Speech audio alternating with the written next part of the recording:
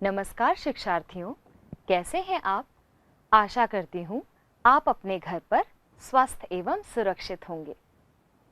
आपने अपने घर पर बड़ों से अवश्य सुना होगा कि अभी तुम छोटे हो, यह काम मत करो या इस काम में हाथ मत डालो, लग जाएगी। आप जानते हैं ऐसा क्यों है? बिल्कुल सही, ऐसा इसलिए है कि वे आपको नादान समझते हैं। जी हाँ, नादान एक फारसी विशेषण है जिसका अर्थ है बुद्धिहीन होना या इतनी छोटी उम्र का होना जो सामान्य व्यवहार भी न समझता हो। आज हम एनसीईआरटी की कक्षा 6ठी की पाठ्य पुस्तक वसंत भाग 1 का पाठ 3 पढ़ेंगे, जिसका नाम है नादान दोस्त और जिसे हिंदी साहित्य के सबसे बड़े हस्ताक्षर उपन्यास सम्राट मुंशी प्रेमचंद ने लिखा है। आइए देखते हैं पाठ में लेखक किन्हें नादान दोस्त कह रहे हैं और क्यों। केशव के घर कार्निस के ऊपर एक चिड़िया ने अंडे दिए थे। केशव और उसकी बहन श्यामा दोनों बड़े ध्यान से चिड़िया को वहां आते जाते देखा करते। सवेरे दोनों आंखें मलते कार्निस के सामने पहुंच जाते और चिड़ा और चिड़िया दोनों को वहां बैठा पाते। उनको देखने में दोनों बच्चों को न मालूम क्या मजा मिलता, दूध और जलेबी की सुध भी न रहती थी। दोनों के दिल में तरह तरह के सवाल उठते। अंडे कितने बड़े होंगे, किस रंग के होंगे, कितने होंगे, क्या खाते होंगे, उनमें से बच्चे किस तरह निकल आएंगे, बच्चों के पर कैसे निकलेंगे, घोंसला कैसा है। लेकिन इन बातों का जवाब देने वाला कोई नहीं। न अम्मा को घर के काम धंधों से फुर्सत थी, न बाबूजी को पढ़ने लिखने से। दोनों बच्चे आपस में ही सवाल जवाब करके अपने दिल को तसल्ली दे लिया करते थे। श्यामा कहती, क्यों भैया, बच्चे निकलकर फुर्र से उड़ जाएंगे? केशव विद्वानों जैसे गर्व से कहता, नहीं री पगली, पहले पर निकलेंगे, बगैर परों के बेचारे कैसे उड़ेंगे। श्यामा, बच्चों को क्या खिलाएगी बेचारी? केशव इस पेचीदा सवाल का जवाब कुछ न दे सकता था। इस तरह 3-4 दिन गुजर गए। दोनों बच्चों की जिज्ञासा दिन दिन बढ़ती जाती। अंडों को देखने के लिए वे अधीर हो उठते। उन्होंने अनुमान लगाया कि अब जरूर बच्चे निकल आए होंगे। बच्चों के चारे का सवाल अब उनके सामने आ खड़ा हुआ। चिड़िया बेचारी इतना दाना कहाँ पाएगी कि सारे बच्चों का पेट भरे। गरीब बच्चे भूख के मारे चूं चूं करके मर जाएंगे। इस मुसीबत का अंदाजा करके दोनों घबरा उठे। दोनों ने फैसला किया कि कार्निस पर थोड़ा सा दाना रख दिया जाए। श्यामा खुश होकर बोली, तब तो चिड़िया को चारे के लिए कहीं उड़कर न जाना पड़ेगा ना? केशव, नहीं, तब क्यों जाएगी? श्यामा, क्यों भैया, बच्चों को धूप न लगती होगी? केशव का ध्यान इस तकलीफ की तरफ न गया था। बोला, जरूर तकलीफ हो रही होगी, बेचारे प्यास के मारे तड़पते होंगे, ऊपर छाया भी तो कोई नहीं। आखिर यही फैसला हुआ कि घोंसले के ऊपर कपड़े की छत बना देनी चाहिए। पानी की प्याली और थोड़े से चावल रख देने का प्रस्ताव भी स्वीकृत हो गया। दोनों बच्चे बड़े चाव से काम करने लगे। श्यामा माँ की आंख बचाकर मटके से चावल निकाल लाई। केशव ने पत्थर की प्याली का तेल चुपके से जमीन पर गिरा दिया और उसे खूब साफ करके उसमें पानी भरा। अब चांदनी के लिए कपड़ा कहाँ से आए? फिर ऊपर बगैर छड़ियों के कपड़ा ठहरेगा कैसे और छड़ियां खड़ी होंगी कैसे? केशव बड़ी देर तक इसी उधेड़-बुन में रहा। आखिरकार उसने यह मुश्किल भी हल कर दी। श्यामा से बोला, जाकर कूड़ा फेंकने वाली टोकरी उठा लाओ, अम्मा जी को मत दिखाना। श्यामा, वह तो बीच से फटी हुई है, उसमें से धूप न जाएगी। केशव ने झुंझलाकर कहा, तू टोकरी तो ला, मैं उसका सुराख बंद करने की कोई हिकमत निकालूंगा। श्यामा दौड़कर टोकरी उठा लाई। केशव ने उसके सुराख में थोड़ा सा कागज ठूस दिया और तब टोकरी को एक टहनी से टिकाकर बोला, देख, ऐसे ही घोंसले पर उसकी आड़ कर दूंगा, तब कैसे धूप जाएगी। श्यामा ने दिल में सोचा, भैया कितने चालाक हैं। गर्मी के दिन थे, बाबूजी दफ्तर गए हुए थे, अम्मा दोनों बच्चों को कमरे में सुलाकर खुद सो गई थीं। लेकिन बच्चों की आंखों में आज नींद कहाँ। अम्मा जी को बहलाने के लिए दोनों दम रोके, आंख बंद किए, मौके का इंतजार कर रहे थे। ज्यों ही मालूम हुआ कि अम्मा जी अच्छी तरह से सो गईं, दोनों चुपके से उठे और बहुत धीरे से दरवाजे की सिटकनी खोलकर बाहर निकल आए। अंडों की हिफाजत की तैयारियां होने लगी। केशव कमरे से एक स्टूल उठा लाया, लेकिन जब उससे काम न चला तो नहाने की चौकी लाकर स्टूल के नीचे रखी और डरते डरते स्टूल पर चढ़ा। श्यामा दोनों हाथों से स्टूल पकड़े हुए थी। स्टूल चारों टांगे बराबर न होने के कारण जिस तरफ ज्यादा दबाव पाता था, जरा सा हिल जाता था। उस वक्त केशव को कितनी तकलीफ उठानी पड़ती थी, यह उसी का दिल जानता था। दोनों हाथों से कार्निस पकड़ लेता और श्यामा को दबी आवाज से डांटता, अच्छी तरह पकड़, वरना उतरकर बहुत मारूंगा। मगर बेचारी श्यामा का दिल तो ऊपर कार्निस पर था। बार बार उसका ध्यान उधर चला जाता और हाथ ढीले पड़ जाते। केशव ने ज्यों ही कार्निस पर हाथ रखा, दोनों चिड़ियां उड़ गईं।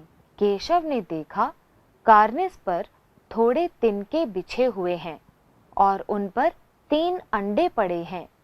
जैसे घोंसले उसने पेड़ पर देखे थे, वैसा कोई घोंसला नहीं है। श्यामा ने नीचे से पूछा, कै बच्चे हैं भैया? केशव, 3 अंडे हैं, अभी बच्चे नहीं निकले।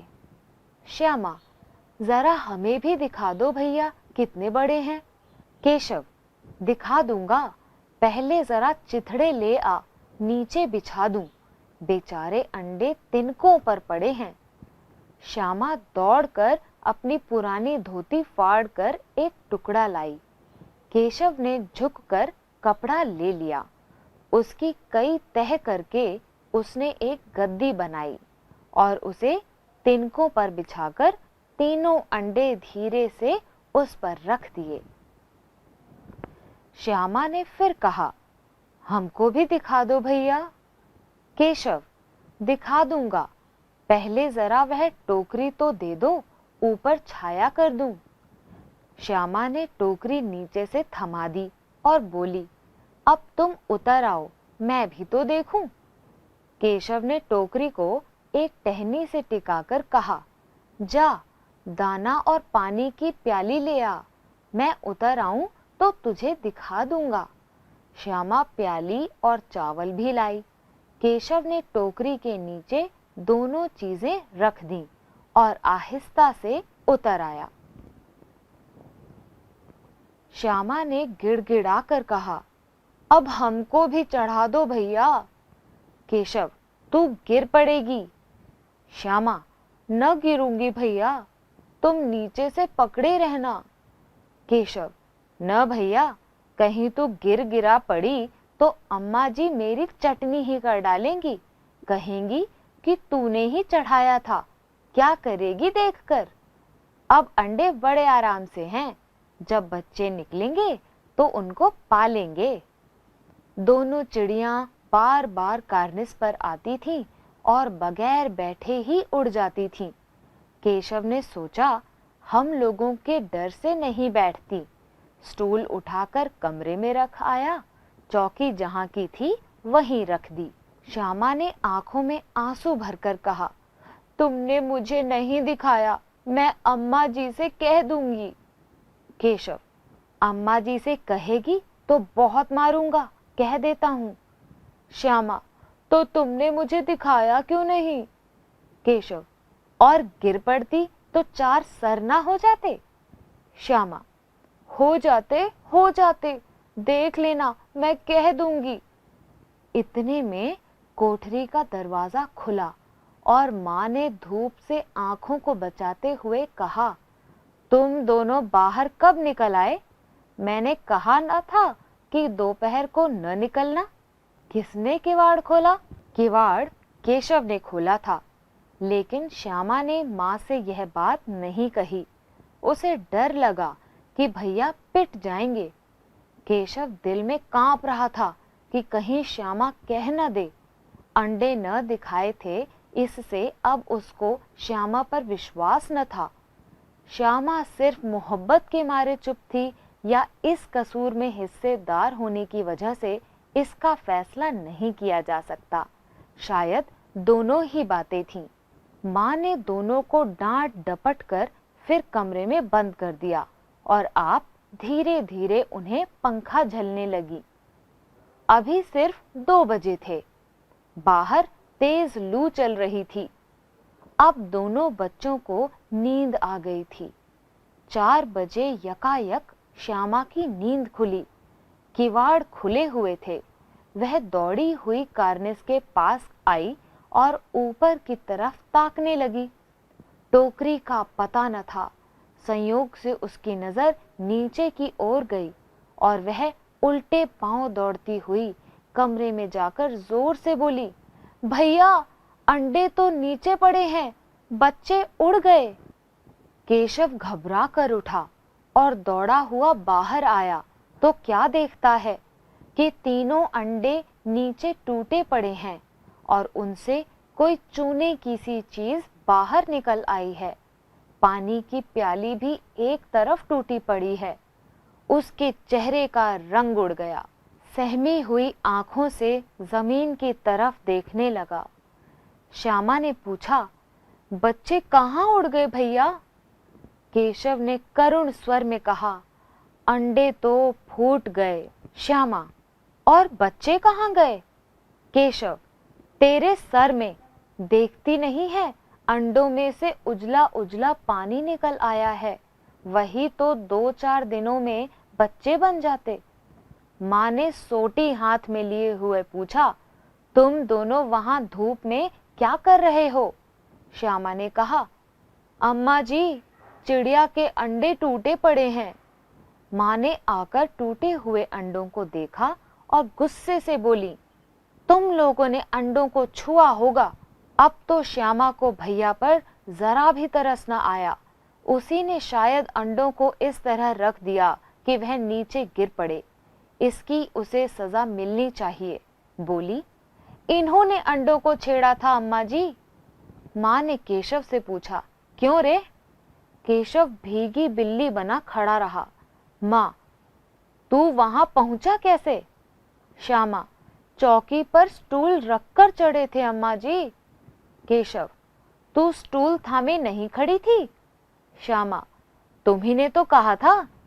माँ, तू इतना बड़ा हुआ, तुझे अभी इतना भी मालूम नहीं कि छूने से चिड़ियों के अंडे गंदे हो जाते हैं। चिड़िया फिर उन्हें नहीं सेती। श्यामा ने डरते डरते पूछा, तो क्या चिड़िया ने अंडे गिरा दिए हैं अम्मा जी?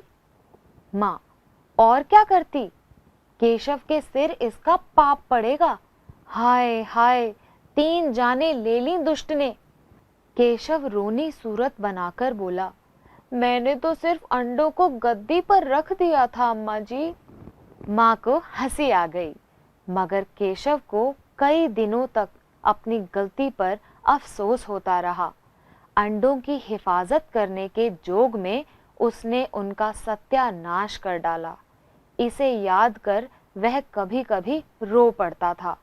दोनों चिड़ियां वहां फिर न दिखाई दी। तो बच्चों, कैसी लगी यह कहानी नादान दोस्त? आपने देखा केशव और श्यामा दोनों ने नादानी में अंडों की सुरक्षा करने की जगह उनका नाश कर दिया। अर्थात हमें कोई भी काम नादानी से नहीं, समझदारी से करना चाहिए। जिस विषय का ज्ञान न हो उसमें हाथ नहीं डालना चाहिए। बड़ों की सलाह के साथ काम करना चाहिए। आइए चलते हैं पाठ के प्रश्नोत्तरों की ओर। पहला प्रश्न कहानी से। अंडों के बारे में केशव और श्यामा के मन में किस तरह के सवाल उठते थे?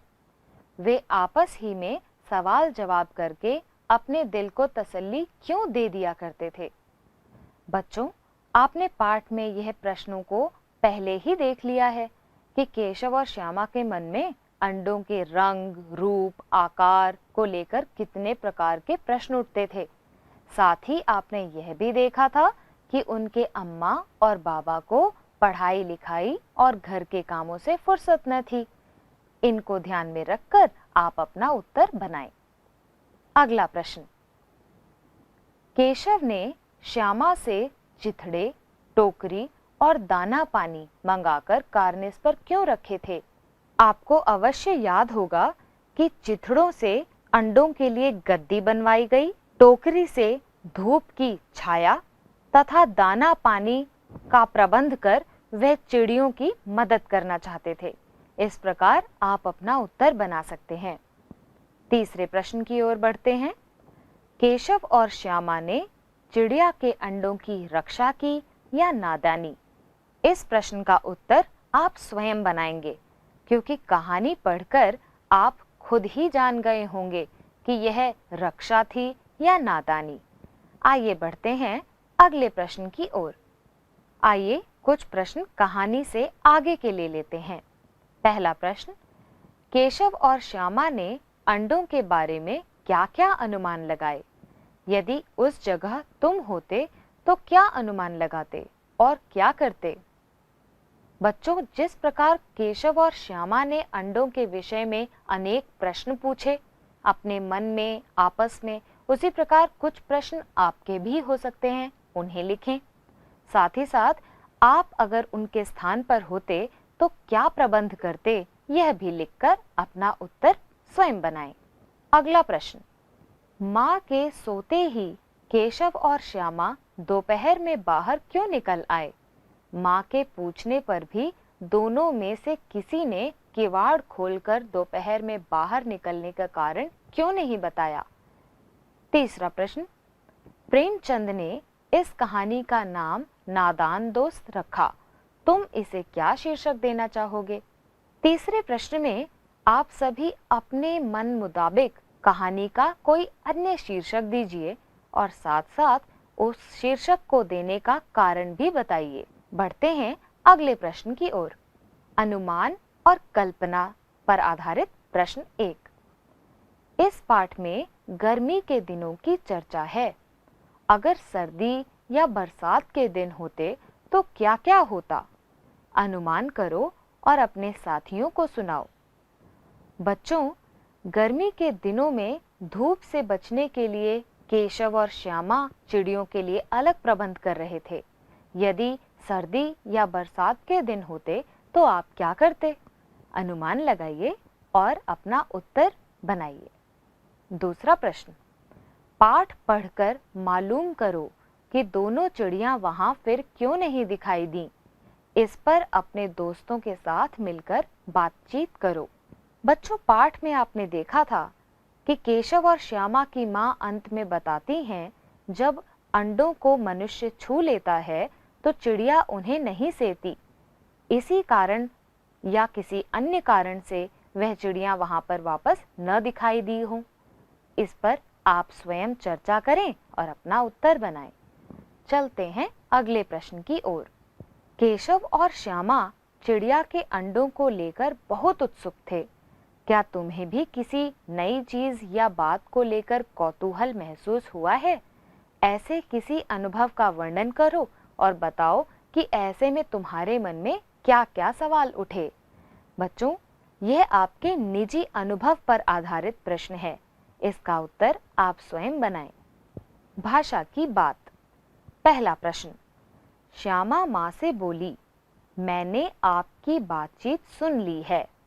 ऊपर दिए उदाहरण में मैंने का प्रयोग श्यामा के लिए और आपकी का प्रयोग माँ के लिए हो रहा है। जब सर्वनाम का प्रयोग कहने वाले, सुनने वाले या किसी तीसरे के लिए हो तो उसे पुरुषवाचक सर्वनाम कहते हैं। नीचे दिए गए वाक्यों में तीनों प्रकार के पुरुषवाचक सर्वनामों के नीचे रेखा खींचो। इस प्रश्न को आप स्वयं हल करें। यहाँ पर रेखांकित सर्वनामों पर गौर करें। ये सभी पुरुषवाचक सर्वनाम हैं, जैसे उन्होंने, उनकी, उसने, मैं, आप, मुझे आदि। आगे बढ़ते हैं अगले प्रश्न की ओर। तगड़े बच्चे, मसालेदार सब्जी, बड़ा अंडा। यहाँ रेखांकित शब्द क्रमशः बच्चे, सब्जी और अंडे की विशेषता यानी गुण बता रहे हैं, इसलिए ऐसे विशेषणों को गुणवाचक विशेषण कहते हैं। इसमें व्यक्ति या वस्तु के अच्छे बुरे हर तरह के गुण आते हैं। तुम 4 गुणवाचक विशेषण लिखो और उनसे वाक्य बनाओ। तीसरा प्रश्न, केशव ने झुंझलाकर कहा। केशव रोनी सूरत बनाकर बोला। केशव घबराकर उठा। केशव ने टोकरी को एक टहनी से टिकाकर कहा। श्यामा ने गिड़गिड़ाकर कहा। इन वाक्यों में रेखांकित शब्दों को ध्यान से देखो। झुंझलाकर, बनाकर, घबराकर, टिकाकर और गिड़गिड़ाकर। यह शब्द रीतिवाचक क्रिया विशेषण का काम कर रहे हैं, क्योंकि यह बताते हैं कि कहने, बोलने और उठने की क्रिया कैसे क्रिया हुई। कर वाले शब्दों के क्रिया विशेषण होने की एक पहचान यह भी है कि यह अक्सर क्रिया से ठीक पहले आते हैं। अब तुम भी इन 5 क्रिया विशेषणों का वाक्यों में प्रयोग करो। चौथा प्रश्न, नीचे प्रेमचंद की कहानी सत्याग्रह का एक अंश दिया गया है। तुम इसे पढ़ोगे तो पाओगे कि विराम चिन्हों के बिना यह अंश अधूरा सा है। तुम आवश्यकता के अनुसार उचित जगहों पर विराम चिन्ह लगाओ। आइए देखते हैं बिना विराम चिन्ह वाला यह गद्यांश।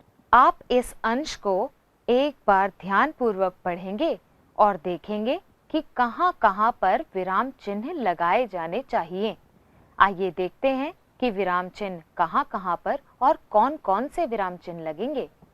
उसी समय एक खोमचे वाला जाता दिखाई दिया। पूर्ण विराम। 11 बज चुके थे। पूर्ण विराम। चारों तरफ सन्नाटा छा गया था। पूर्ण विराम। पंडित जी ने बुलाया। अल्प विराम। दोहरा उद्धरण चिन्ह प्रारंभ। खोमचे वाले। विस्मयादिबोधक चिन्ह। दोहरा उद्धरण चिन्ह समाप्त। खोमचे वाला। निर्देशक चिन्ह। और फिर दोहरा उद्धरण चिन्ह प्रारंभ करें। कहिए, अल्प विराम। क्या दूं? प्रश्नवाचक चिन्ह। भूख लग आई न? पूर्ण विराम। अन्न जल के बीच में योजक चिन्ह। छोड़ना साधुओं का काम है। अल्प विराम। हमारा आपका के बीच में योजक चिन्ह लगाएं। नहीं के बाद पूर्ण विराम और दोहरा उद्धरण चिन्ह समाप्त करें। मोटे राम। निर्देशक चिन्ह। दोहरा उद्धरण चिन्ह प्रारंभ। अबे। अल्प विराम। क्या कहता है? प्रश्नवाचक चिन्ह लगाएं। यहाँ क्या किसी साधु से कम है? पूर्ण विराम। चाहे तो महीने पड़े रहें और भूख न लगे। पूर्ण विराम। तुझे तो केवल इसलिए बुलाया है कि जरा अपनी कुप्पी मुझे दे। पूर्ण विराम। देखूं तो? अल्प विराम। वहां क्या रेंग रहा है? प्रश्न चिन्ह। मुझे भय होता है। पूर्ण विराम। तो बच्चों, इसी प्रकार किसी भी अंश को ध्यानपूर्वक पढ़कर आप उचित स्थान पर विराम चिन्ह लगाने का अभ्यास करें। चलिए चलते हैं अगले प्रश्न की ओर। अब हम कुछ गतिविधि आधारित प्रश्न कर लेते हैं। गर्मियों या सर्दियों में जब तुम्हारी लंबी छुट्टियां होती हैं तो तुम्हारा दिन कैसे बीतता है? अपनी बुआ या किसी और को एक पोस्ट कार्ड या अंतर्देशीय पत्र लिखकर बताओ। बच्चों, आप स्क्रीन पर एक पोस्ट कार्ड और एक अंतर्देशीय पत्र देख सकते हैं। इसी प्रकार का एक पोस्ट कार्ड या अंतर्देशीय पत्र खरीदें और अपनी बुआ या किसी अन्य रिश्तेदार या मित्र को अपने इन अनुभवों को लिखकर साझा करें।